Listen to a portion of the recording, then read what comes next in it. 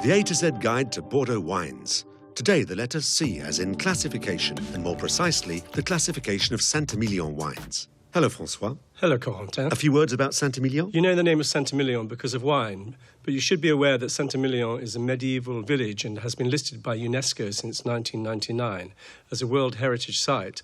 The name सँ떼밀리옹 comes from a hermit monk who originated from Brittany during the 8th century. He came to settle in सँ떼밀리옹 and gave this name to the village. He lived in the combes of this area. Combes are geological formations, hollows or caves in these hillsides of clay limestone. And what do we find today in our region that grows on the clay limestone soil? Merlot. It's a grape variety, ideally suited to this type of soil. So is it the main grape variety planted here? Yes, Merlot is the most widely planted variety here, about 70 to 80%. However, it's interesting to blend it with other grape varieties. Cabernet Franc will give it more powerfulness, and sometimes Merlot can also be blended with Cabernet Sauvignon too. Are these wines classified?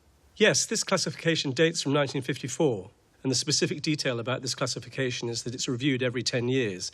And this is quite a positive thing, because it creates emulation between wine growers who will always strive to remain at the very best level to maintain their classification. Can you give me an idea of the number of great classified growths? The latest classification of सँ떼밀리옹 wines was in 2012. At present, there are 82 classified growths in total, 18 first great classified growths and 64 great classified growths. Does each appellation have its own classification? No, the best examples are Boreaux and Fronsac, which do not have a classification for their wines because the wine growers all agreed that they did not wish to have one, but this does not prevent these wines enjoying international renown. सँ떼밀리옹 Great Growth, INAO, first great classified growth. Now you know as much about Bordeaux wines as I do.